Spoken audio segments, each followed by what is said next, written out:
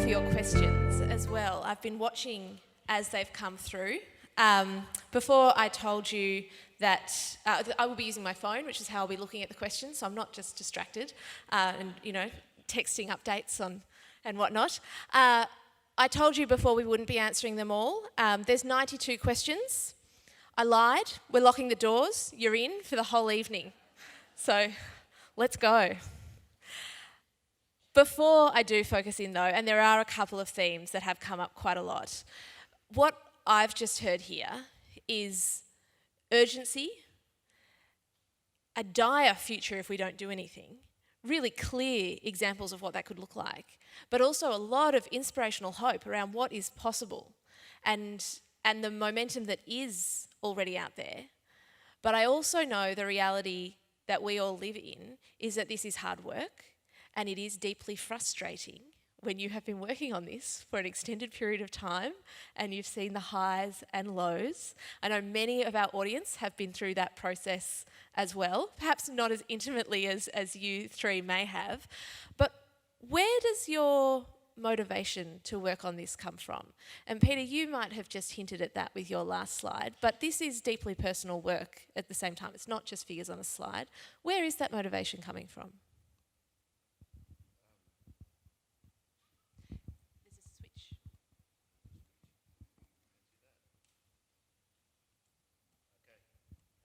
No.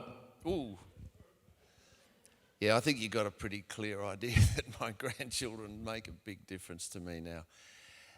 And I dare say a lot of you have grandchildren and you think, these numbers that Tom's giving us here, 2050, that's in their lifetime.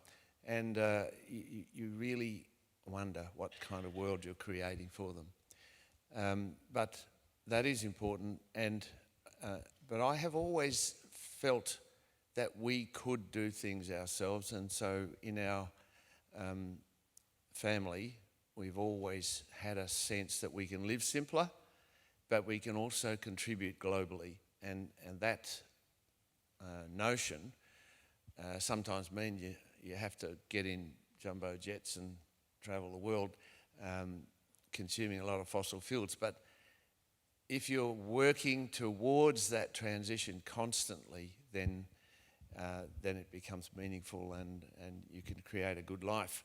And I don't think it's damaged my children to be part of that transition, and I certainly believe they are contributing to it.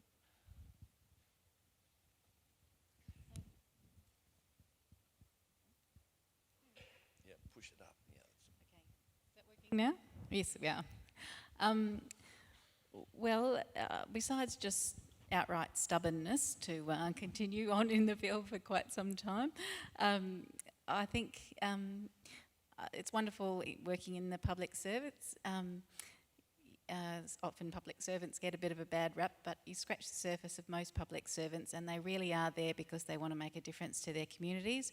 And the people I'm working with right now in energy in particular can see this transition to a better energy future, a cleaner energy future that's going to deliver better outcomes for the Victorian community, and that's what we're trying to achieve.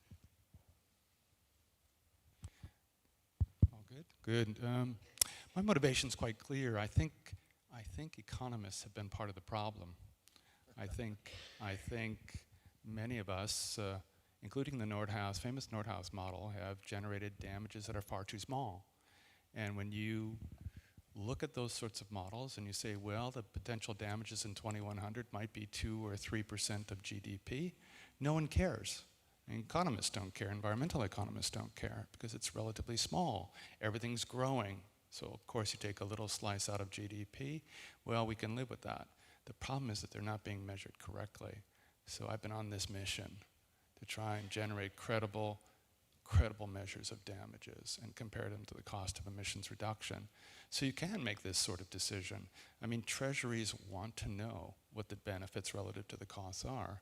And if you can't give them that number, it's hard to make a case. But yeah, I find economics quite frustrating. And even though I'm an economist, and I think it's time we do better. And I'm trying to help that. Thank you all. We are seeing action, though, in some places already. And the top question that has come in for tonight, Anthea, you spoke really compellingly about the work that the Victorian Government is doing. And as someone who worked as a campaigner, campaigning for a state-based organisation for a previous Victorian Government to work on climate change, it is certainly very heartening to see that real shift. It does change the dynamics in the Australian context, though. We haven't seen another state government be quite as forward-focused as this. And so the question is, can the states make the transition without the federal government?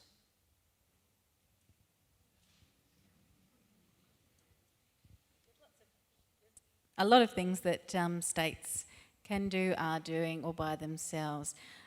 There are some things where it would be awfully helpful for the Commonwealth Government to actually do, where it does make sense for things to be led nationally. I think prime, really good example of that would be vehicle emission standards. So I think we're one of the few countries, not just in the developed world, but the world, that doesn't have emission standards for vehicles. So which is quite extraordinary. So customers are paying for it. We're driving around and are being offered less efficient vehicles than in other parts of the world. Driving more efficient vehicles saves people money. We should be promoting through kind of that sort of system electric vehicles as part of what should be a growing share of the vehicle fleet, but we haven't seen that. So Victoria, along with other states, are very keen for that to happen. So that's, I think, just one example where that's difficult for states to do those sorts of things. There are some things that really do make sense to be done at a national level. But you can begin that process. California certainly has set the world up with a lot of things to do with vehicles and their emissions, because they had a problem and they said, we're going to do this, and then everyone's followed. But you can help get things going there. And the vehicle emissions work that happened when we got rid of lead, the states basically led that. The federal government caved in the end. And we ended up, it was easy, the transition. Once the regulations were set, I don't think we should avoid the regulations being set by someone and then everyone will follow. But let me just say, I don't think it's just up to the states or the federal government. It does mean that industry can get on and do these things. They can help with the electrification of vehicles and getting them into the market cheaper and easier before we have to be told to do it. We can get things happening, and in our state we have no Climate Change Act. We're working on one.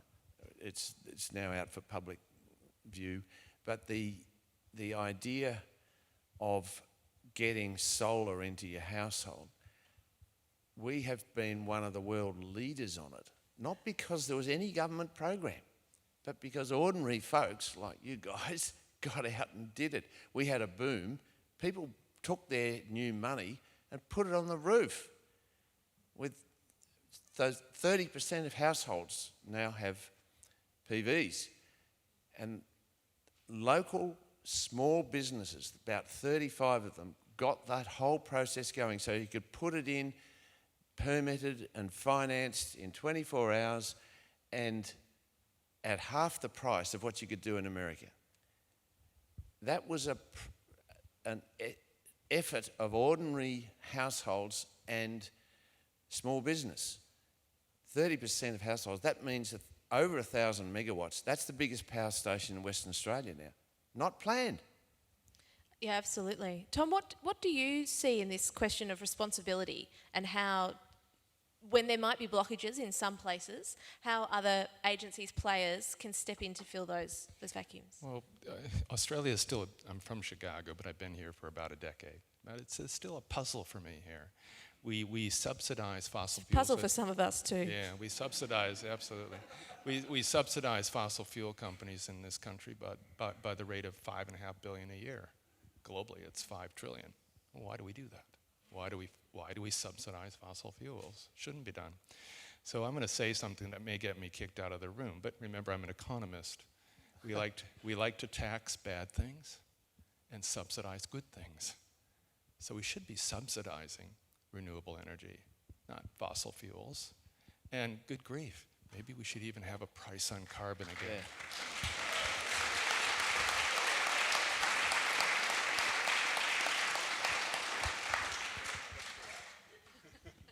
Did you catch my last point on a price on carbon? Ah, good on you.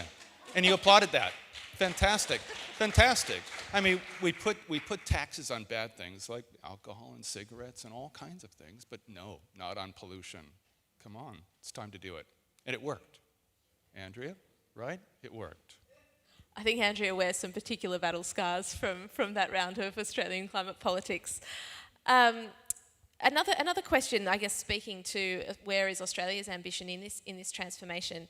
The head of ARENA recently said that Australia could have over 700% renewables. Can we really get to that amount and have a value-added export economy for renewable energy?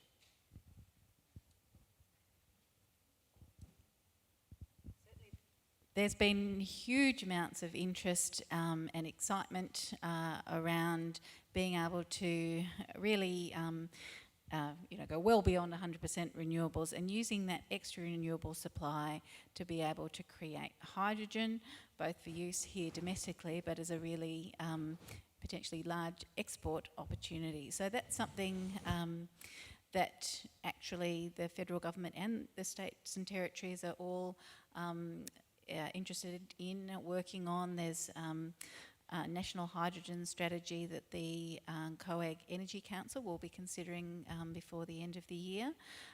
So there's certainly lots of interest. Australia's got absolutely spectacular renewable energy resources, so from that perspective, if anyone was going to do it, there's certainly no reason why Australia wouldn't.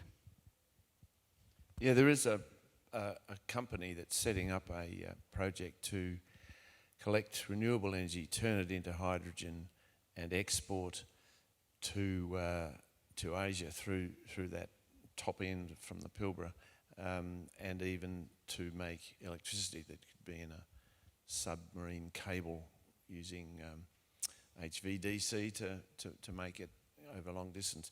So those projects are available around. They could happen quite quickly if the economics of it turns that way. It's not, and the politics, of course. So, Tom, over to you. Yeah. Will it happen? Yeah. So my good friends up at ANU tell me that 200% is possible. 100% should be easy. I'm not sure about 700%. But there's a little bit of a catch here. You have to be a bit careful. Globally, the percentage of renewables in energy demand have been increasing, but so have emissions.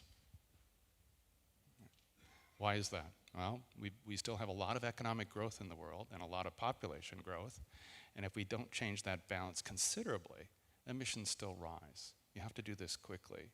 You can't just wait. Well, I'm interested that you make that point because I've got to say I'm still reeling from your presentation earlier talking about the scale of loss and damage that we will be facing around the world. And it's not just a will be in a future sense, it's a very much a here and now for many communities, including some in Australia, which we forget about rather conveniently and rapidly. But you made a comment, what you were talking about, 26% loss of GDP. And your comment, Tom, was... and it was just a throwaway, so I'm just picking up here. But you sort of turned to the audience and said, I mean, you can imagine what that means. I actually don't think I can imagine what that means. I think that's actually, we're talking about a scale of impact that's probably beyond any of certainly beyond our lived experience and beyond what seems fathomable in a normal civilization. How do we go about holding the realities of that research and actually being able to use that to plan and prepare, because it's quite a disjunct from our daily existence. Well, you can imagine that your income falls by 28% or 26%. Just take 28% out of your income. How does that look?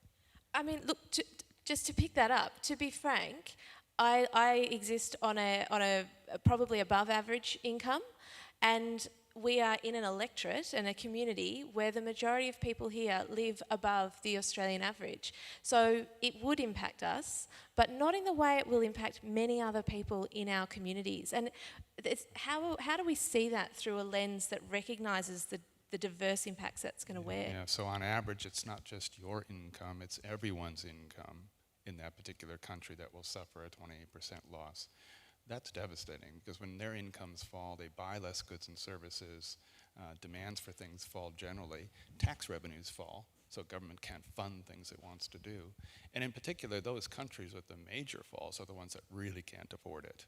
I mean, they're the ones who really do suffer. And what happens when a country goes through that kind of, it's not really just an economic, it becomes no longer just an economic issue, is it?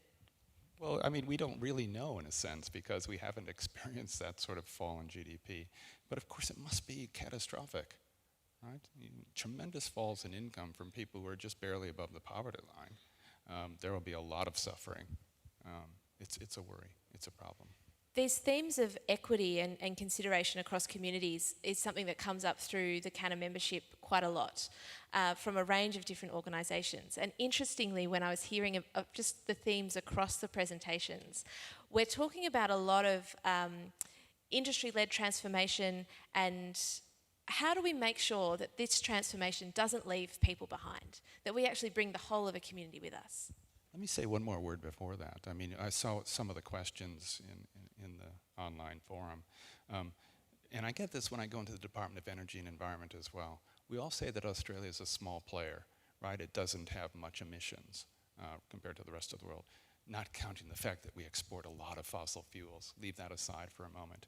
So why should Australia act? It's a very small player. Why should we act? Well, it's, you could say it's a moral responsibility, but if we're not acting, why would you expect poor countries where populations are just above the poverty line to take cuts in their emissions? You wouldn't expect it, right? So, sorry, and I totally ignored your question, but I wanted to make that point, because I get this all the time. It's time for us to take some moral leadership on this issue and not duck it. Not at all, not at all. A very important point, so thank you. The question was, in this transformation, how do we make sure that we're not leaving people behind, that we're bringing the whole of the community with us? Well, it's absolutely essential that we do it that way, a just transition and climate resilient development still means that you need development that can create jobs, and these need to be constantly being created. And that was the good thing about Andrea's analysis that you gave with the numbers of jobs that are being created through this strategy. It is not hair-shirting our way to the future.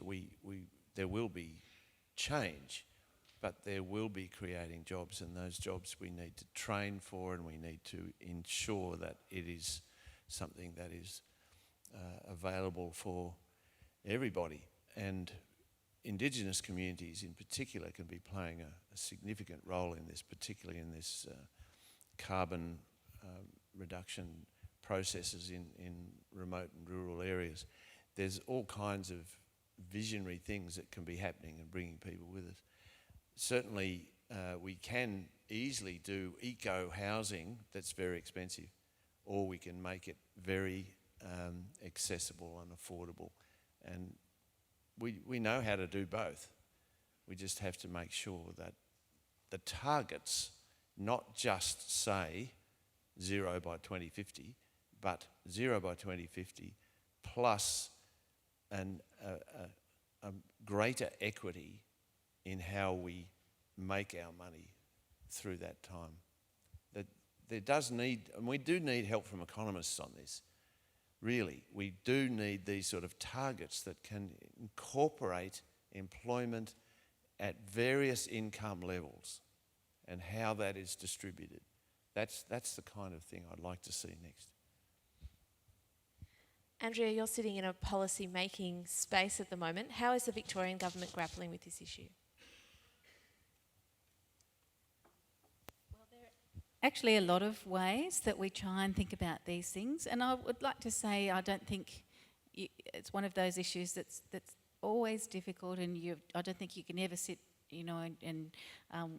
and think your job is done now, right? We've done that, or we can stop now. It's a constant thing that you have to try and think what's the next wave, how we can try and get community engagement, involvement, buy-in, and to make sure that people don't get left behind in the energy transition. So, and that's a whole range of types of approaches and techniques and programs and all sorts of things. So it's everything from really trying to make sure that we're tapping into what community groups want to do, making sure that we engage groups and make sure that there's support for and scaffolding around bottom-up kinds of activities and the things that local communities themselves want to be able to do, right through to making sure that some of our energy efficiency programs, we've got an affordable retrofits program, for example, going on at the moment, specifically designed to make sure that for very low income disadvantaged people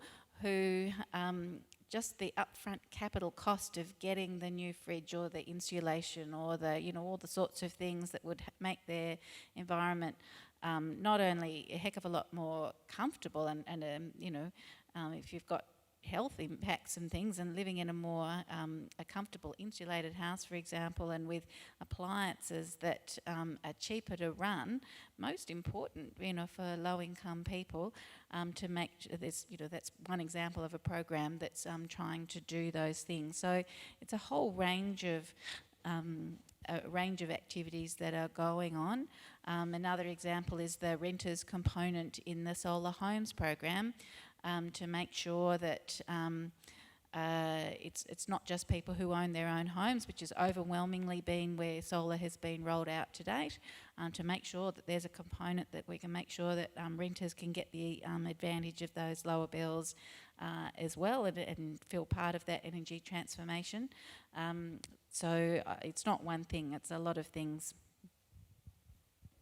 Thank you. I guess if we turn our attention from this grand global transformation, that we then need to see action at a national level and at a state level, but also at a local level. Peter, you talk about cities-based transformation and the diamonds that we need to find there. Where are the diamonds in Kooyong? What's the opportunity here? You know this area, you've been visiting this area over a period of time. Where do you see the biggest opportunity for that city-scale transformation in Kooyong? Yeah, I wouldn't have picked Kooyong because I'm working out at Wyndham where there's a good deal less income, and the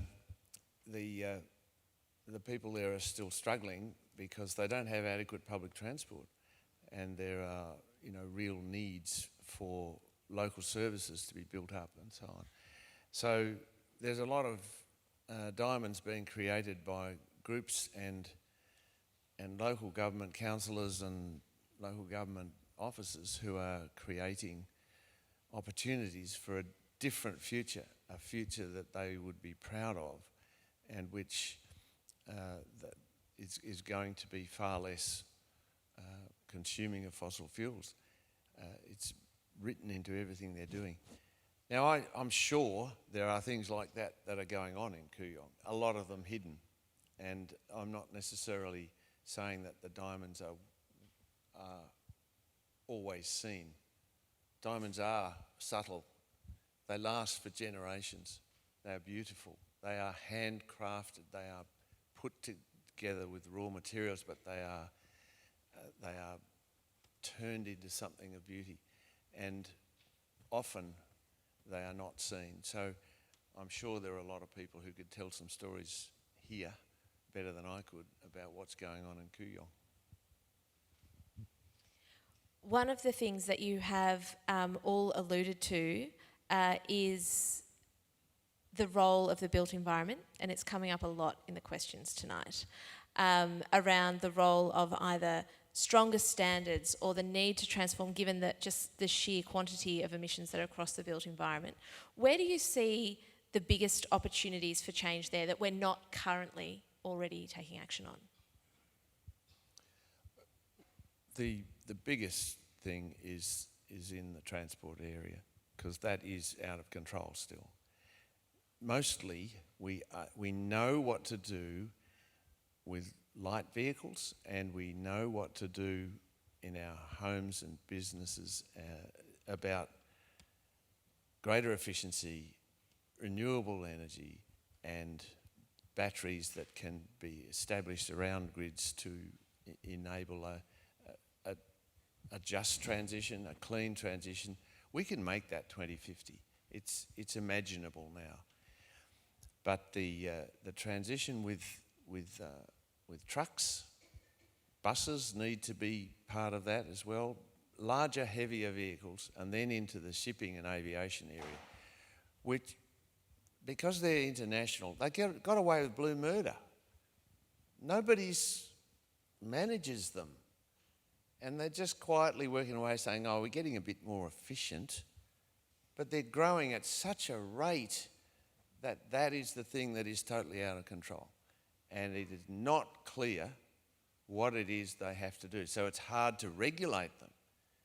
But we at least have got to get systems together where government controls can be imposed on them. At the moment, they're run by an NGO, both of them. Tom, what are you seeing in that space? Yeah, so Andrea mentioned emission standards, which is really, quite an important part of the solution.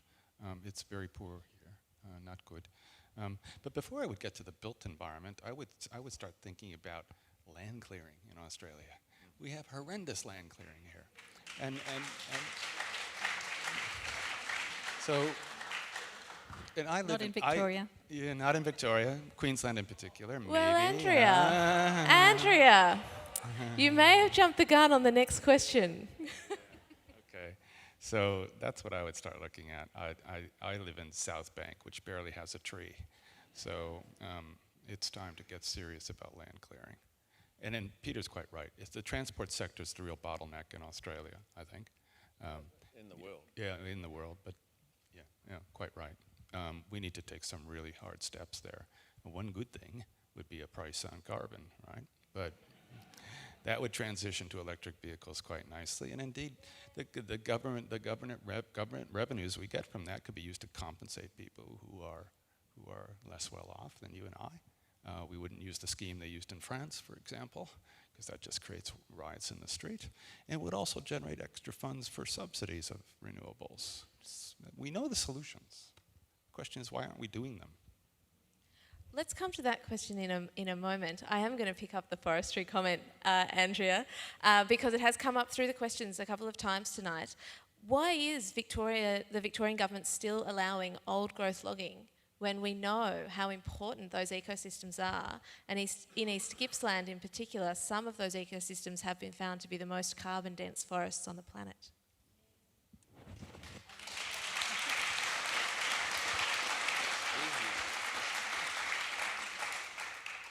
And I'm afraid I'm going to squib that horribly on the basis that it really is not my field of expertise, and I wouldn't want to give an incorrect answer. And I feel bad squibbing that, but I wouldn't want to give anything that was inaccurate. I respect that and understand that's not your area. I do think, and I appreciate you raising it, Tom, it's a really interesting question, and just acknowledge it is one that has come up, and it might be one that our local member is particularly interested to note how important it's been to this community that's still going on in Victoria.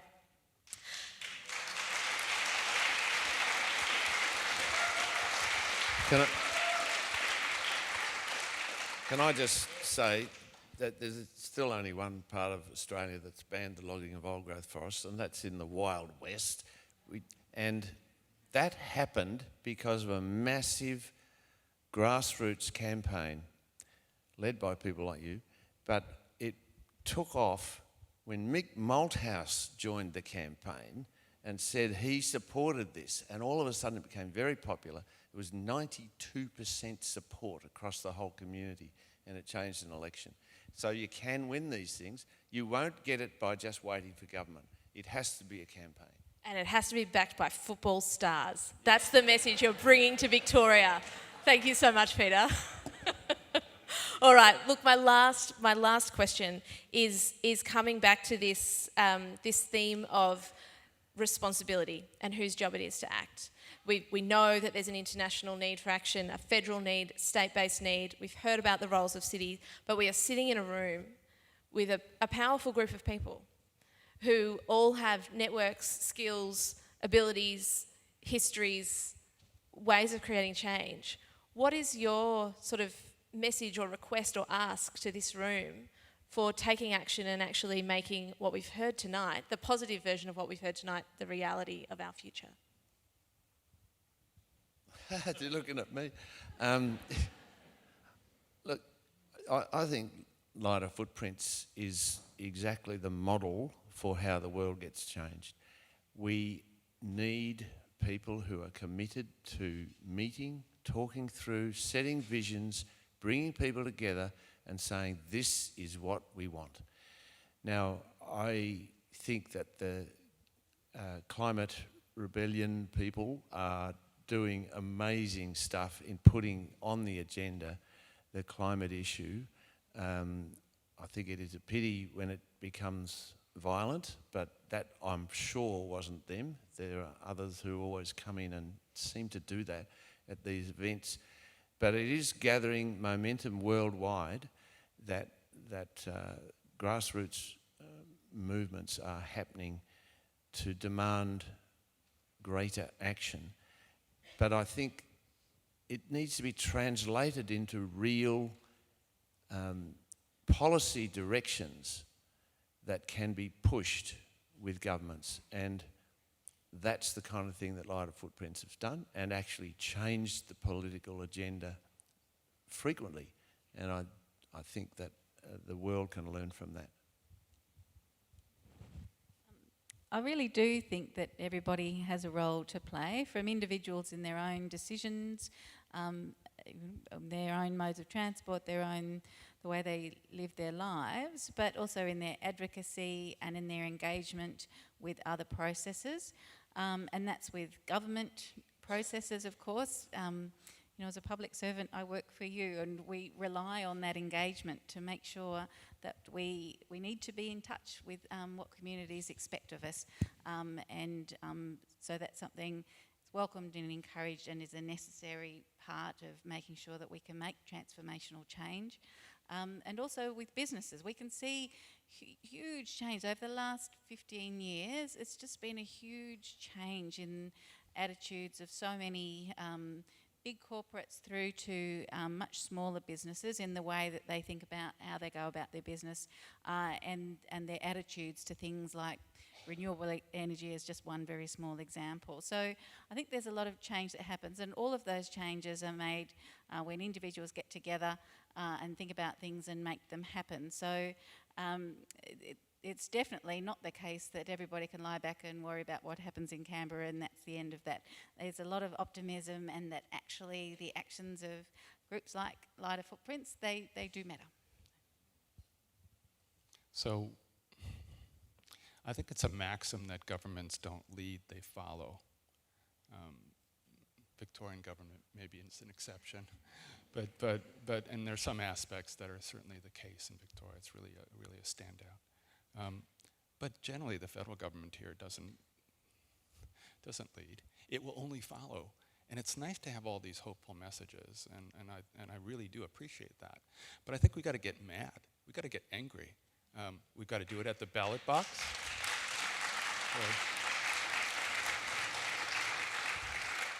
We got to do it. We have to do it at the ballot box. Yeah, we tried. No. Maybe we got to go down to the Melbourne Convention Centre and get bounced around by police on horses. And thank God the kids are doing things like that. But the longer we wait, the worse it will be. There's a real inertia in the climate. If you don't cut emissions quickly, it'll be trouble, and it'll be expensive, and for some places catastrophic. So we got to get out there. Got to have these forums. Got to get mad. Got to get going.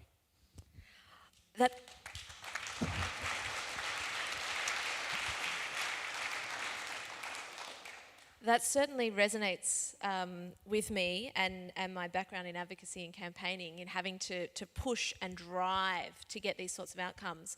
But one of the things I think we are also seeing right across the community and a range of different sectors is a really widespread recognition that it's no longer enough just to call for someone else to take action. We will own this future and we will own this transformation ourselves, and the decisions that we all make as small business owners, as customers who go and spend our money and where we choose to put it in every decision we are making, in the networks we're keeping, will actually be creating and making this transformation. So I guess the piece I want to sort of add in there, taking what I've heard here tonight, is the challenge to this room perhaps is to find your diamonds for Kooyong and work out what it is that you bring and how you make this transformation possible here. So I'm going to leave that with you to think about for this evening. I'd like to ask you to join me in thanking all of our panellists, Peter, Anthea and Tom.